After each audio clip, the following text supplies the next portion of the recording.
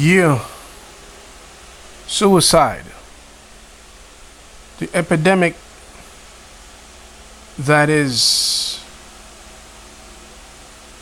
universally plaguing humanity. It is literally destroying a lot of people. And the victims of it are always living in a secret world. A world in which they feel like no one would understand what they are going through. Many of them could be the victim of rape, could be the victim of relationship, a bad relationship,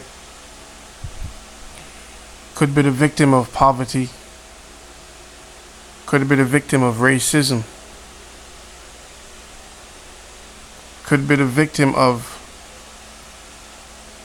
so many things that a person could experience in his or her life.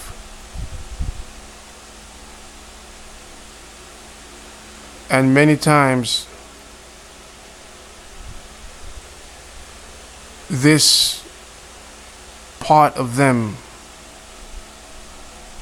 has grown out of control, and they might have friends, but according to them, their friends won't understand. Sometimes maybe he has been raped or she has been raped by their dad, and this has been a secret that no one knows but her and her dad, or him and her and his dad. I mean, it would be very difficult for a person to come out and say, hey, my dad raped me, or hey, I was raped by my uncle. There are so many people that are suffering personal torments and no one knows, but they only will be known when they are found dead. Suicide.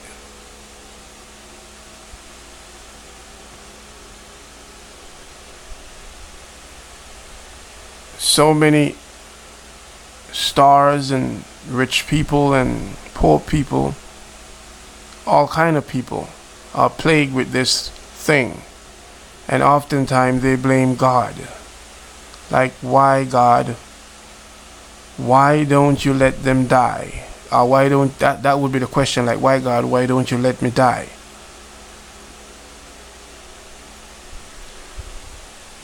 And it is not God's plan for a person to live this life, live this type of life. Because God's plan is for us to prosper and to have good health and to be at peace. But they don't see that, because all they see is the negative side of things, and they hold God responsible for everything, not putting the blame on the person who had done the evil,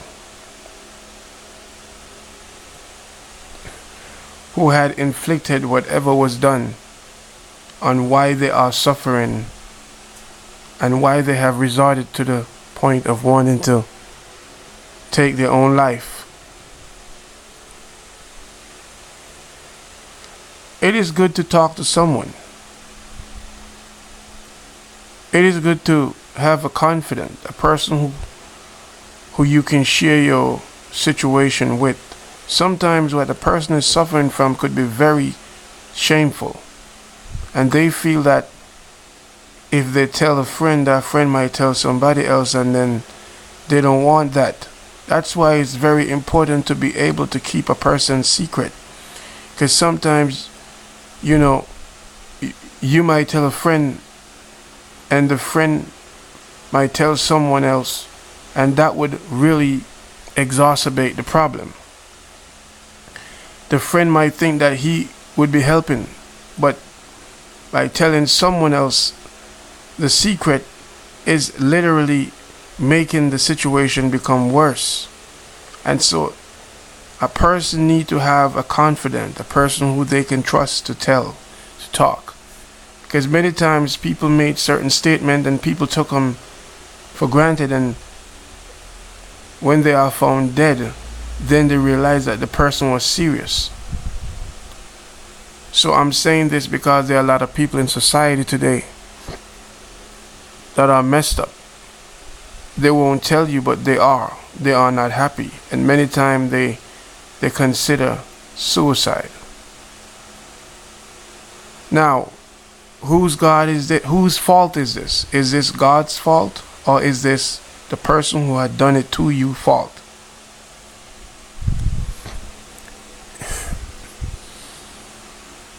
The predators or whoever or whatever has caused the pain or whatever has caused a person to get to the point of wanting to take their own life is you know, who is to blame? Because God gets the blame. And sometimes the situation is so dark, so tormenting, that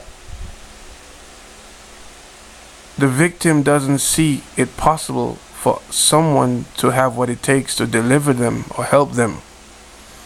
And so automatically they are going to look towards God. And they are going to look towards God with desperation,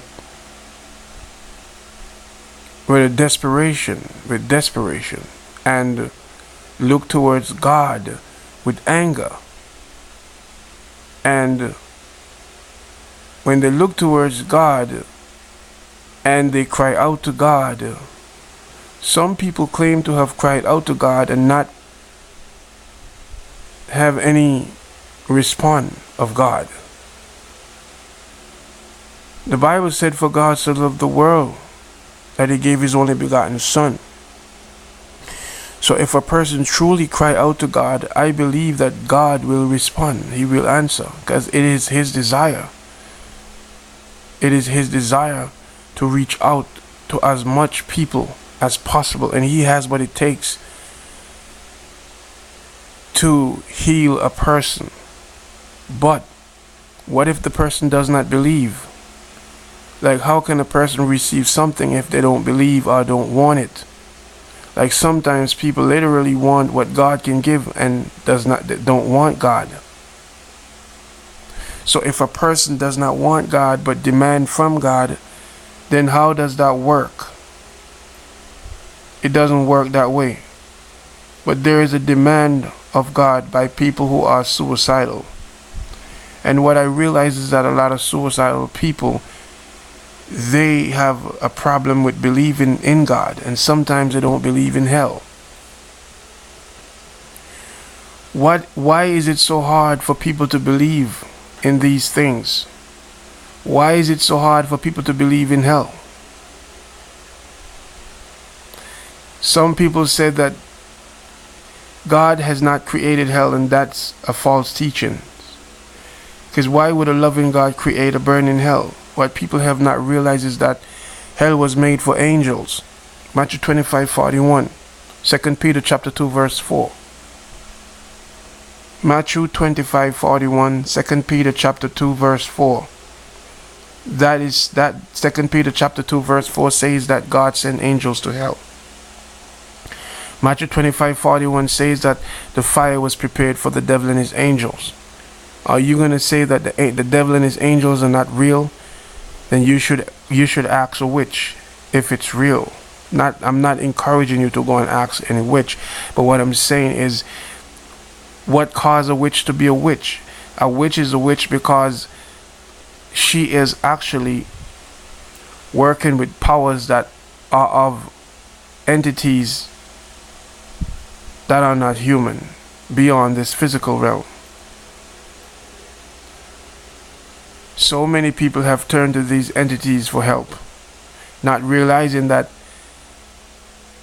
they are actually exacerbating the problem. Because when you turn to witches or whoever for help, you are actually turning to demons for help, and you're going to add more demons than whatever demons you have. Why don't you turn to Jesus? If you could turn to a witch, you could turn to Jesus. If you could consider taking your life, if you could be so bold and so determined to take your life, what would it take from you to give Jesus a try? What do you have to lose? Some people they actually fabricate their own belief that there is no hell, so that they could actually convince themselves that if they do this, they are going to disappear and the pain will end. But hell is real. Too many testimonies of hell done by real people. For all of these people, man, come on, all of these people, do you think that all of these people made up these stories? Like every one of them? You could check it out on YouTube. Hell testimonies, countless testimonies of hell. I have read about a group of scientists who went and they did a scientific research. They wanted to dig they had a matter of fact, they had a project, and this project was to dig the deepest hole in the earth in Siberia. And they managed to dig 9 miles down, 9 miles. And in the process, the equipment that they used to dig the hole started to vibrate, and they were curious to know what was causing the vibration. And so they put down a microphone to hear, to really analyze what was causing the turbulence down below, the rumbling. And to their surprise, they had a machine to pick up the sound, and when they got to a certain point down, they heard screams of humans. Screams of humans. The entire project was put on a halt. They literally stopped the project because what had happened was very uncanny. It was one of the most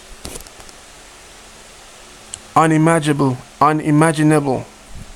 thing to happen, and they decided to stop because it was unbelievable.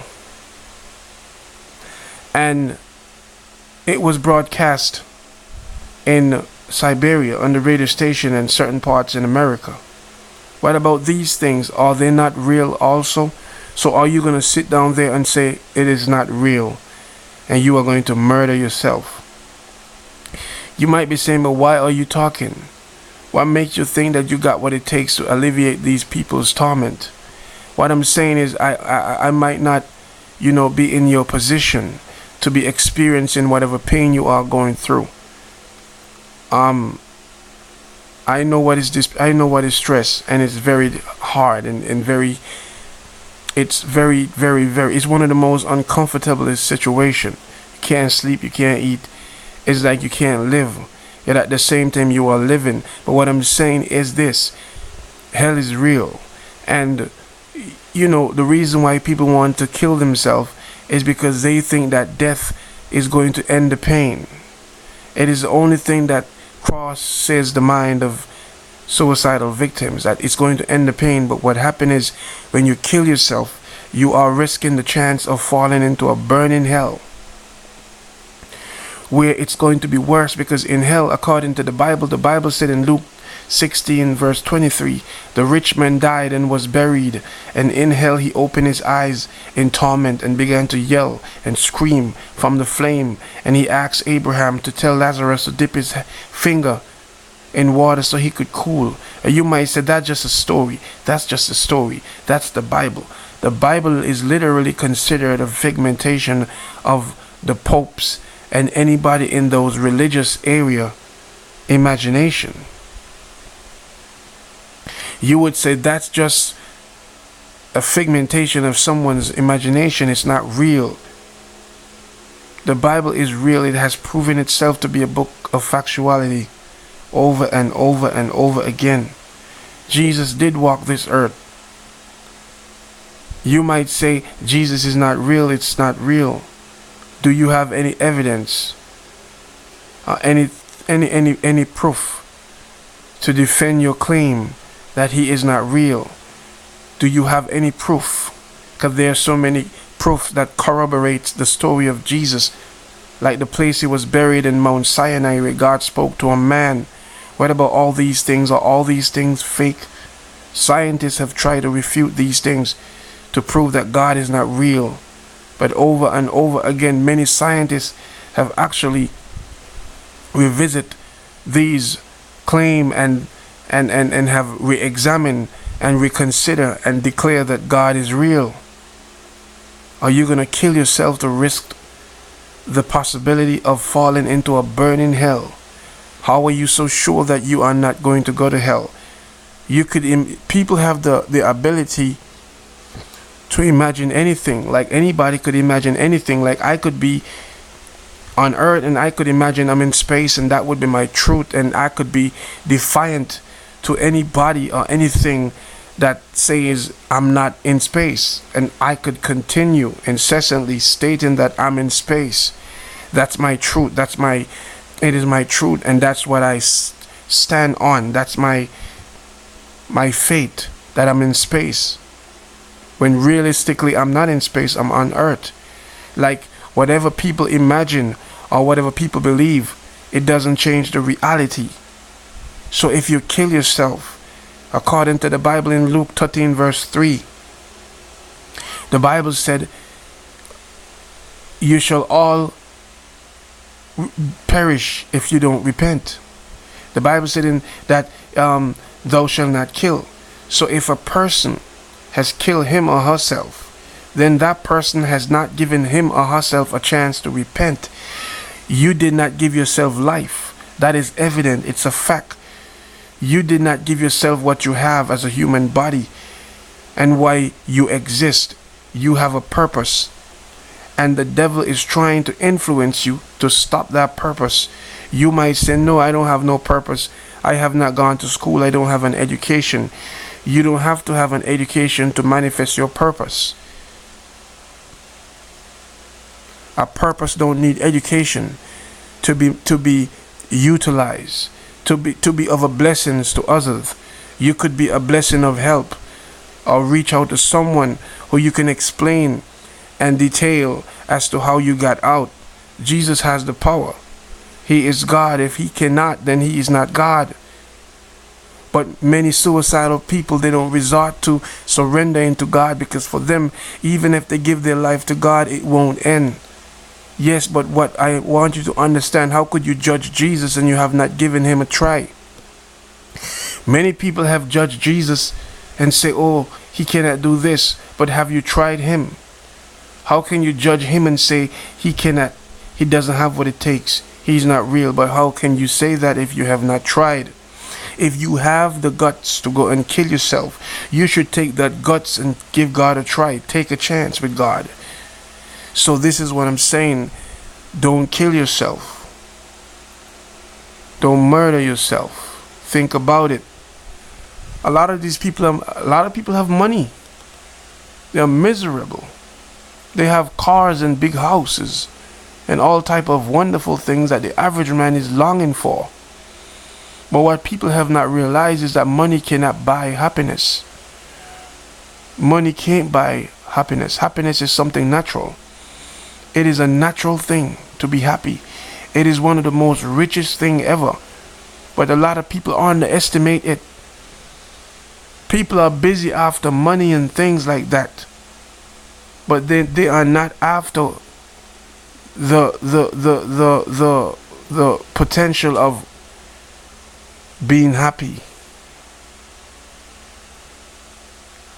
Happiness is one of the most precious thing in life. And sometimes a lot of people are not happy, even though they have all these amazing things like cars and houses and a lot of money in their bank account